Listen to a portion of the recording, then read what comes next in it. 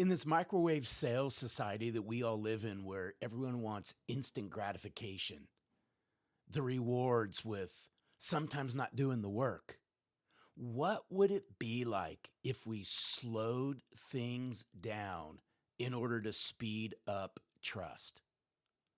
And that's what I want us to think about this week.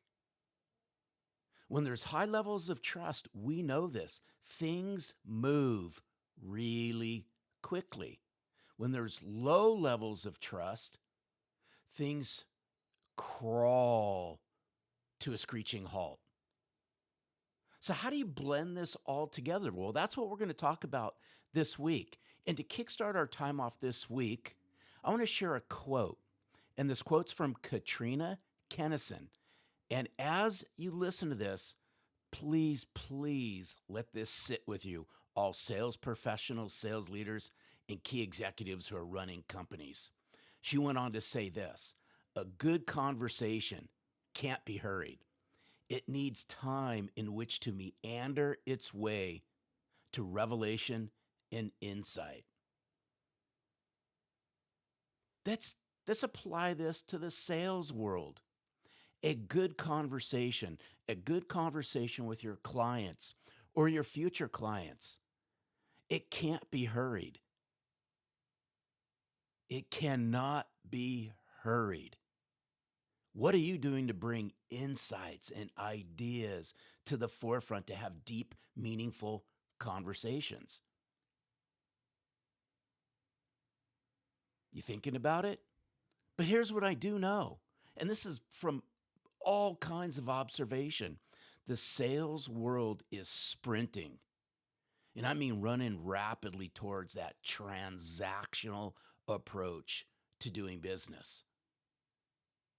My question to everybody out there is, what happens if we slowed things down to transform the relationship, to transform the conversation? But a good conversation, a good business conversation, and in selling from the heart terms, how about an authentic one? It can't be rushed.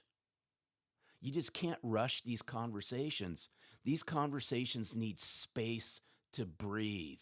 That means you must bring your presence, not your pitch. You see, true connection. True connection, in order to build trust, takes what I call courageous patience. And it's in that space where trust is going to grow, value, or should I say meaningful value, deepens, and your relationships flourish. So if you're serious about selling from the heart, I want y'all to remember the following: insight. Let's say business insight, meaningful insight, just doesn't come from scripts and memorizing scripts. It comes from having real, engaged conversations where you're present, where you're not thinking about what to say as somebody speaking.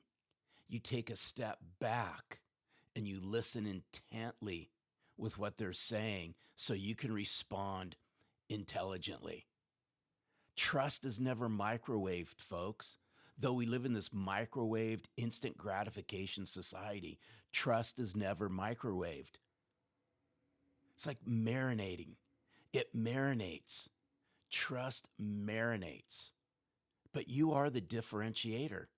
All I ask you is to be present, be real, and most of all, just be human. And you know what? Stop walking and acting and talking like a salesperson. But every meaningful sale, every single meaningful sale starts with a meaningful moment. So here's the question: are you creating the space for those meaningful moments to happen? And that's what I want you to think about this week. Here's what I do know, and it's right out of chapter 10 in Selling from the Heart.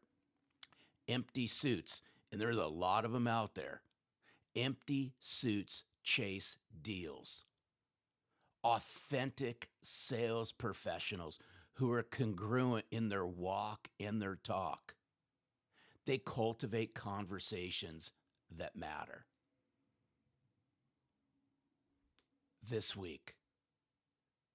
In fact, beyond this week, integrate slowing down to speed up trust. Take it down a notch. Things are going to be okay. This short-term results, this short-term thinking is squashing all of the sales sustainability y'all can achieve. Slow it down a notch. Engage, connect, have meaningful conversations, bring the best version of yourself forward. This is selling from the heart. This is how you're going to build trust. It's time to eradicate all the empty suits that are plaguing the sales world today.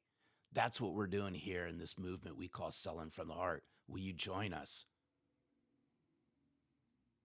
Thank you to each and every one of you. I appreciate this. Together, we're going to build this thing. This is how you're going to build deeper and more meaningful conversations with your clients and your future clients. You owe it to yourself, you owe it to your employer, you owe it to your family. You chose this career we call sales.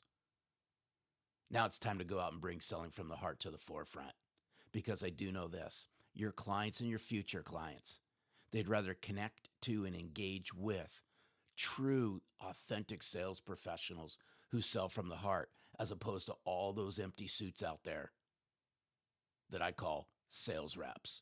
You have an amazing week. Slow down, build up trust.